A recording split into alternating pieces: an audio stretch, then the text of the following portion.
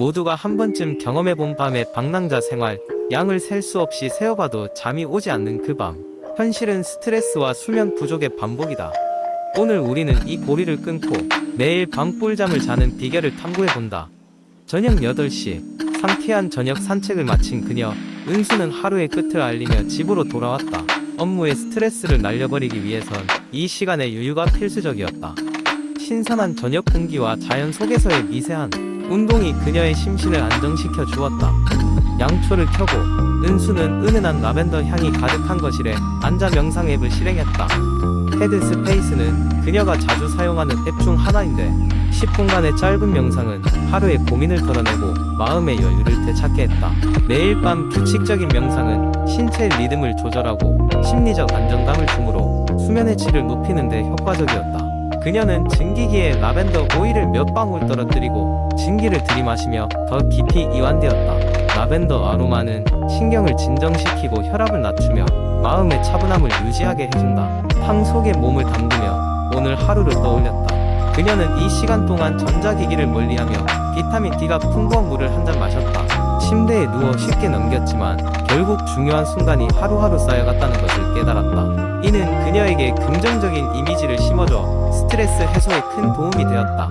잠자리에 눕기 전 은수는 서늘하고 어두운 침실에서 책을 읽었다. 조명이 너무 밝지 않은 탁상등 아래에서 읽어 내려간 책 한 권은 은수를 꿈의 나라로 데려가기에 충분했다. 푸른 스크린에서 벗어나 종이 질감의 책장을 넘기며 은수는 하루의 마침표를 찍었다. 잠들기 직전 그녀는 감사의 일기를 쓰기 시작했다. 모든 것들에 대해 감사하는 이 간단한 습관이 긍정적인 사고로 이어져 좀 더 편안한 수면 환경을 만들어 주었다. 이 모든 과정이 숙면을 위한 길잡이였고 매일 반복되는 이 작은 습관들이 그녀의 수면의 질을 좌우했다. 은수는 한결같이 숙면을 위해 매일 같은 시간에 일어나고 낮에는 자연광을 최대한 많이 쬐려고 노력했다. 그리고 최상의 수면 환경을 만들기 위해 방 온도와 습도를 조절하면서 밤에는 반드시 블루라이트 차단 안경을 착용하곤 했다. 결국 은수는 매일 아침 개운한 기분으로 하루를 시작했고 이것이 그녀의 건강과 생활 만족도에 크나큰 영향을 미쳤음을 밝혔다. 최상의 수면은 단순한 휴식이 아니라 삶의 질을 높이는 필수 요소임을 실감하며 오늘도 그녀는 잠자리에 들었다. 매일 밤 꿀잠의 비결, 그것은 일상의 작은 변화와 규칙적인 습관 속에 있었다. 그녀는 경험을 통해 삶의 진정한 밸런스를 찾았다. 두 번째 이야기. 한적한 시골 마을에서 태어난 소녀 소연이는 감정 관리가 쉽지 않았다. 그녀는 늘 변덕스럽고 때로는 이유 없이 화를 내곤 했다. 그녀의 마음은 마치 사계절이 하루에 모두 스쳐 지나가는 것처럼 변화무쌍했다. 그러던 어느 날 소연이는 마을 도서관에서 우연히 감정 관리에 관한 심리학 책을 발견하게 된다. 책은 감정에 대해 깊은 이해와 함께 다양한 개선 방안을 제시하고 있었다. 첫 번째 팁은 자신의 감정을 인정하라는 것이었다. 소연이는 그동안 자신의 감정을 부정하고 억누르는데 익숙했다. 이 팁을 실천하기 위해 그녀는 매일 저녁 하루 동안 느꼈던 기분을 일기장에 기록하기 시작했다. 기쁨, 슬픔, 분노, 그리고 불안감까지 모두 인정하고 나니 그녀의 마음이 조금씩 가벼워지는 것을 느낄 수 있었다. 두 번째 팁은 감정의 원인을 찾으라는 것이었다. 소연은 연필을 잡고 여태껏 왜 그렇게 자주 화가 났는지 생각하며 감정의 뿌리를 찾아 나섰다. 그 결과 그녀는 오랫동안 가족 간의 소통이 부족했고 외로움을 많이 느꼈다는 것을 깨닫게 되었다. 이 깨달음은 소연이가 본인의 문제를 해결할 수 있는 첫걸음이 되었다. 세 번째로 제시된 팁은 적극적으로 감정을 표현하라는 것이었다. 이는 소연이 가장 어려워하던 부분이었다. 그녀는 타인에게 솔직하게 감정을 드러내는 것이 부끄럽고 두려웠다. 그러나 작은 것부터 시작하기로 결심함으로써 친구에게 짧은 메시지로 감사의 마음을 전하거나 부모님께 그날 있었던 일을 말하는 식으로 연습했다. 점차 소연이는 자기 감정을 당당하게 말할 수 있게 되었고 주변 사람들과의 관계도 더욱 깊어졌다. 마지막 팁은 자기 자신을 돌보라는 것이었다. 이는 건강한 감정 관리에 있어 매우 중요한 부분임을 깨달았다. 그래서 소연은 매주 토요일마다 자신만을 위한 시간을 갖기로 했다. 단순히 가까운 산책로를 걷거나 좋아하는 재즈 음악을 들으며 휴식을 취하는 것이었다. 이러한 작은 습관들이 모여 그녀의 감정 상태를 안정되게 해주었다. 소연이는 이러한 심리학 팁들을 충분히 활용하며 점차 감정 관리에 능숙해졌다. 그녀의 삶은 더 이상 폭풍 후에 흔들리는 배가 아니었다. 대신에 바닷가에서 부드럽게 춤추는 잔잔한 파도가 되었다. 시간이 흐르면서 그녀는 이 귀한 팁들을 마을 사람들과 나누기로 결정했다. 그래서 도서관에서 작은 강연을 열어 그녀의 경험과 팁들을 귀띔하게 되었고, 이는 또 다른 이들이 감정적 여정을 도와주는 계기가 되었다. 세 번째 이야기. 한적한 마을에 사는 미영은 두 아이의 엄마이자 가정을 돌보는 주부였다. 미영은 가족의 건강을 책임지고자 늘 최선을 다했지만 가끔은 어떻게 하면 더 효과적으로 관리할 수 있을지 고민이 많았다. 어느 날 미영은 마을 도서관에서 열린 건강한 가정 만들기 워크숍에 참여하게 되었다. 그곳에서 여러 주부들이 모여 자신의 경험을 나누고 다양한 건강 팁을 공유했다. 첫 번째로 이야기를 꺼낸 주부는 매일 아침 운동의 중요성을 강조했다. 그녀는 빠른 산책이라도 매일 아침 30분씩 하면 마음이 맑아지고 하루가 활기차 보인다고 말하며 가족 모두 함께 아침 운동을 시작하면 좋은 습관이 된다고 덧붙였다. 미영은 이를 듣고 아이들과 함께 집 근처 공원을 산책하는 계획을 세웠다. 두 번째로 소개된 주제는 식단이었다. 참여자 중 한 명은 주간 식단 계획이라는 비법을 내놓았다.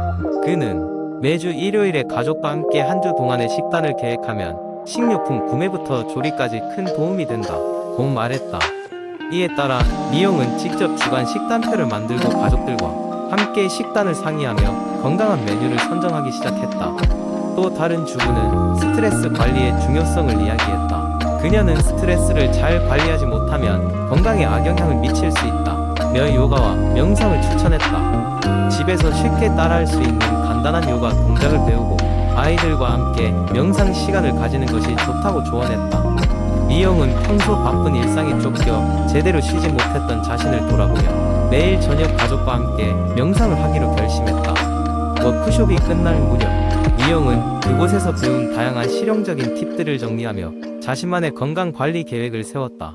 그날 저녁 남편과 아이들에게 오늘 배운 것들을 이야기하며 가족 건강 챌린지를 선포했다. 모든 가족 구성원들이 함께 작지만 의미 있는 변화를 시도하기로 했고, 그 결과 꽤 빠른 시간 안에 긍정적인 변화를 느낄 수 있었다. 이 경험을 통해 미영은 주부의 역할이 가족의 건강을 위한 중요한 토석임을 깨달았다. 각자의 생활 패턴과 필요에 맞춘 실용적인 팁을 활용한 덕에 그녀는 건강하고 행복한 가정을 만들어 나갈 수 있었다. 그리고 미영은 이러한 노하우를 마을의 다른 주부들과도 기꺼이 공유하면서 함께 건강하고 활기찬 생활을 이어갔다. 네 번째 이야기. 한적한 시골 마을의 작은 집, 그곳에서 살고 있는 한 남자, 이름은 민수였다. 민수는 도시에서 바쁜 직장 생활을 이어가다 지쳐 결국 자연으로 돌아와 새로운 삶을 시작했다. 도시에서의 무한 경쟁과 끊임없는 압박감은 그를 서서히 갉아먹었고, 정신적 스트레스는 병을 키우기 일쑤였다. 그렇게 모든 걸 뒤로하고 이곳으로 온 지 벌써 몇 달이 흘렀다. 민수가 이 작은 마을로 처음 이사 온 날, 따뜻한 날씨와 맑은 공기가 그의 지친 마음을 잠시 위로해 주었다. 하지만 그동안 축적된 스트레스와 불안은 쉽게 사라지지 않았다. 그런 그에게 이웃에 사는 할머니가 다가와 말을 걸었다. 할머니는 마을에서 오랫동안 지내온 분으로 마음의 평화를 찾고자 하는 모든 사람들에게 명상 기법을 전수해주고 있었다. 민수는 할머니가 말해준 명상 기법에 대해 듣고서 그 방법을 시도해보기로 했다.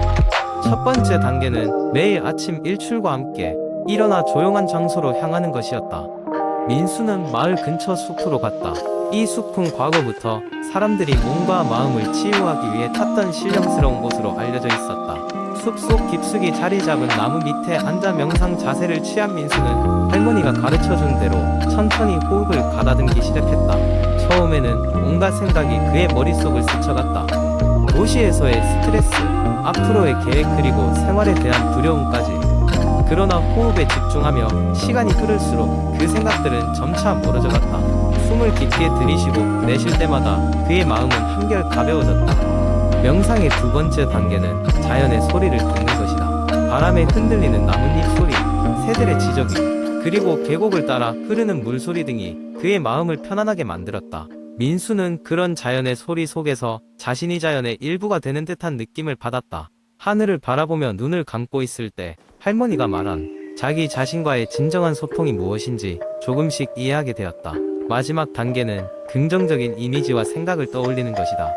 민수는 자신이 가장 행복했던 기억, 그리고 이루고자 하는 목표를 마음속에 그리기 시작했다. 과거의 부정적인 감정과 스트레스 요인은 흐르는 물처럼 흘러보내고 현재와 미래의 긍정적인 모습만을 남겨두었다. 이러한 명상 기법을 반복한 결과 민수는 점차 내면의 평화를 찾게 되었다. 도시에 있을 때 느꼈던 불안과 스트레스는 고요한 숲속에서의 시간을 통해 사라졌다. 그리고 그가 찾은 이 명상 기법은 그의 삶을 위한 새로운 시작이자 다시금 삶의 균형을 잡고 앞으로 나아갈 수 있는 큰 힘이 되었다. 마을에 정착한 지 1년이 지나고 민수는 마을 사람들뿐만 아니라 근처에서 힘들어하는 이들에게도 명상 기법을 전해주기 시작했다. 모두가 그를 믿고 따랐고 작은 마을은 점차 명상의 성지가 되어갔다. 세월이 지나면서 민수는 더 많은 사람들에게 이 명상 기법을 전하고 그들도 평화롭고 균형 잡힌 삶을 살 수 있도록 돕고 있었다. 민수의 삶의 전환점이 되었고 많은 사람들에게 마음의 안식처를 제공한 이 명상 기법은 그렇게 긴 세월 동안 전해져 내려오며 더욱 발전해 나갔던 것이다.